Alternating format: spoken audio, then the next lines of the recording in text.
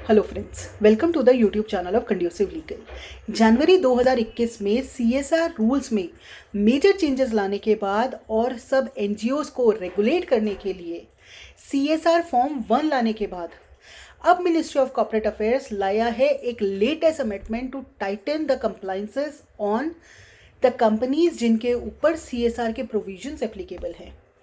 But make sure कि इस amendment को समझने से पहले आप सीएसआर के जो एग्जिस्टिंग प्रोविजन हैं उन्हें अच्छे से समझ लीजिए, बिकॉज जब आप उन्हें अच्छे से समझेंगे तभी आपको ये अमेंडमेंट समझ में आ पाएगी, या ये कह लीजिए आप इसे लिंक कर पाएंगे और एग्जैक्टली समझ पाएंगे कि अमेंडमेंट क्या है और क्यों लाई गई है, इसके पीछे क्या कारण था। अगर आपको सीएसआर के एग्जिस्टिंग प्रोविजन समझने हो तो उसकी वीडियो का लिंक मैं आपको डिस्क्रिप्शन बॉक्स में दे रही हूँ, you can check it out there. कल यानी 11 फरवरी 2022 को एमसीए ने एक नया नोटिफिकेशन निकाला जिसके according they are coming up with a new form CSR2। अब ये CSR2 है क्या? तो बेसिकली जब CSR के प्रोविजंस को अमेंड किया गया तो उसमें क्लियरली ये लिखा कि अब आपको ना केवल CSR के लिए चेक काटना है, इनफैक्ट आपको केवल स्पेंड नहीं करना अब, बल्कि आपकी अकाउंटेबिलिटी है। आपको ये भी ध्यान रखना है कि जो पैसे आपने दिए हैं वो यूटिलाइज हुए या नहीं, और हुए तो कहाँ हुए।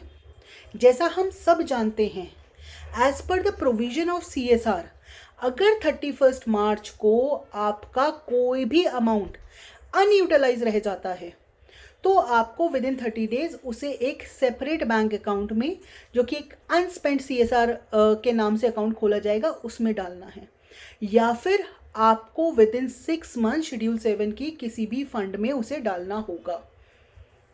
बट अब ये प्रोविजन तो बना दिया एमसीए ने, अब उसे ट्रैक करने के लिए मिनिस्ट्री ने ये नया फॉर्म जो है ये इंट्रोड्यूस किया है। बिकॉज अगर आप इस फॉर्म को देखेंगे तो आपको देखते ही समझ आ जाएगा कि मिनिस्ट्री को आपसे आपकी अकाउंटेबिलिटी का हिसाब चाहिए। सीएसआर में केवल स्पेंड करने से कुछ नहीं होगा, बल्कि वो पैसा यूटिलाइज हुआ या नहीं हुआ उसका हिसाब भी आपको अब रखना पड़ेगा। इनफैक्ट ये जो प्रोविजंस हैं ये तो 31 मार्च 21 से ही एप्लीकेबल हो गए थे, but now they have come up with a reporting system for the same. और इसमें जो मोस्ट इंटरेस्टिंग बात है वो ये है कि इस फॉर्म के इंट्रोडक्शन के साथ ना केवल ये एक नया फॉर्म इंट्रोड्यूस किया गया है, बल्कि जो आपके फाइनेंशियल फाइल करने का जो रूल था यानी कि रूल 12, उसे भी अमेंड कर दिया गया है। और उसमें एक इंसर्ट कर दिया है नया क्लॉज जो कहता है कि अब आपको AOC 4 के साथ साथ CSR2 भी फाइल करना पड़ेगा। यानी ये अमेंडमेंट CSR में नहीं आई है, CSR की रिपोर्टिंग ज़रूर है, लेकिन अमेंडमेंट जो आई है वो आई है आपकी एनुअल फाइलिंग वाले फॉर्म में AOC 4 में। CSR2 is an addendum, is an attachment to AOC 4। अब क्योंकि ये प्रोविजन एप्लीकेबल तो जनवरी 2021 से है, यानी फाइनेंशियल ईयर 2021 से ये प्रोविजन एप्लीकेबल हो गए थे,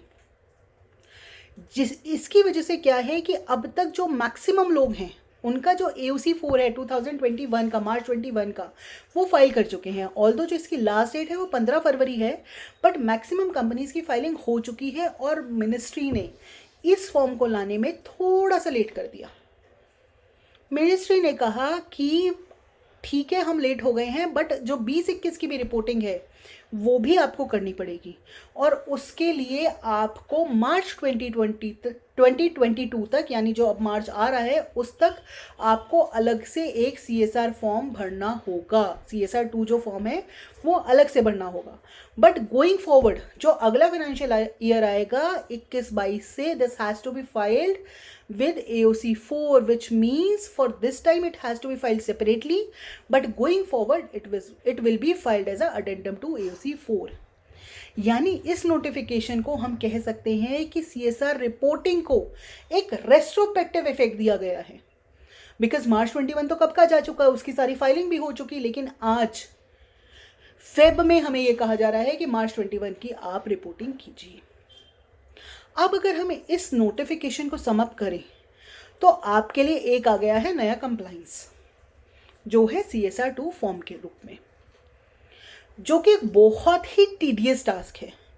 क्योंकि इस फॉर्म में दुनिया जहान की सारी इंफॉर्मेशन मांगी है।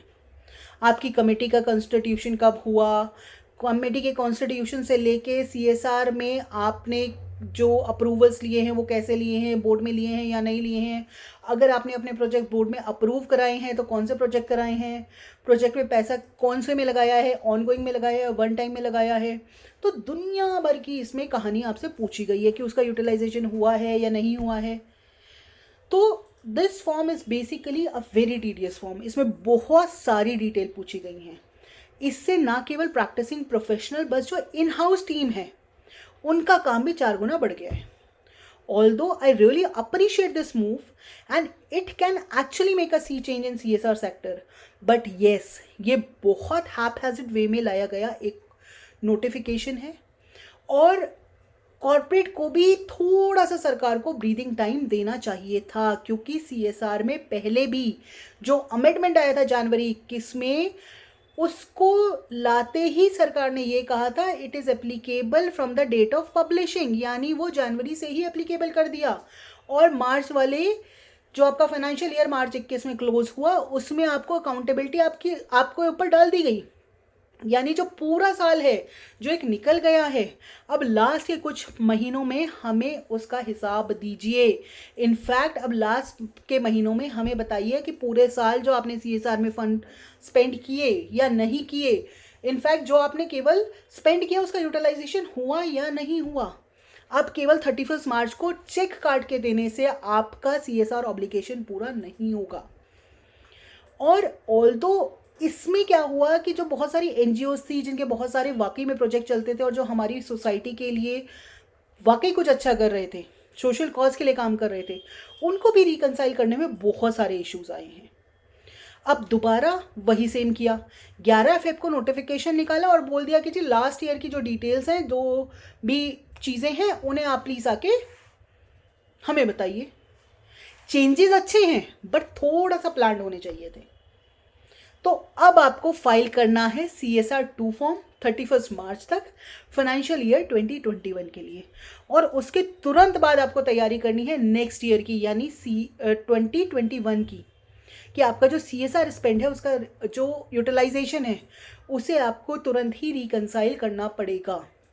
और इन केस ये जो CSR स्पेंड है ये अनयूटिलाइज रह जाता है तो उसे आपको या तो ट्रांसफ़र करना पड़ेगा एक अनस्पेंड CSR अकाउंट में, या फिर जो फंड्स आपको दिए गए हैं उन फंड्स में से किसी में आपको 6 महीने में ट्रांसफ़र करना पड़ेगा। So all the best for the implementation of this new compliance. Stay tuned for more such update. Thank you so much.